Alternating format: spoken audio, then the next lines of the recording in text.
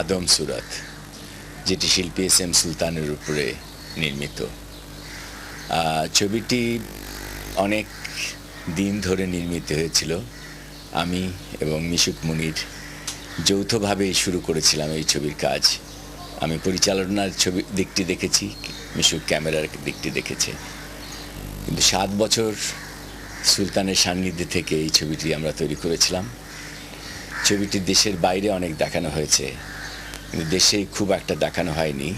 এমনকি জাতীয় টেলিভিশনে বিনা পয়সাও ছবিটি কখনো দেখাতে পারিনি। এরপরে যখন মুক্তির গানটি আমরা দেশের বাইরে বসে করলাম, প্রায় 5 বছর ধরে ছবিটি নির্মাণ করলাম, দেশে ফিরে এসে যখন সিনেমা হলের জন্যই কিন্তু আমরা তৈরি করেছিলাম, যদিও এটা প্রামাণ্য চিত্র। আমরা 5টি প্রিন্ট করেছিলাম, সিনেমা হলেই প্রদর্শন হওয়ার কথা ছিল। পরিবেশকদের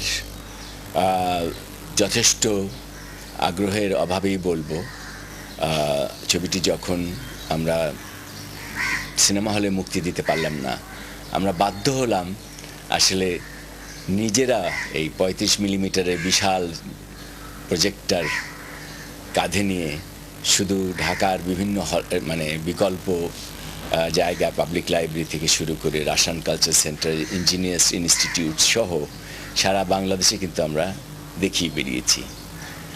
আমাদের পরিচয় শুধু ছবি নির্মাণের জন্য নয়, আমাদের অন্যতম পরিচয় আমি মনে করি আমরা ছবি নির্মাণ করে সেই ছবি নিয়ে কি করি।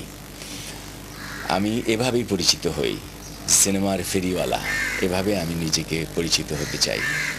এবং এই ছিল আমাদের বিশেষ নিউজ।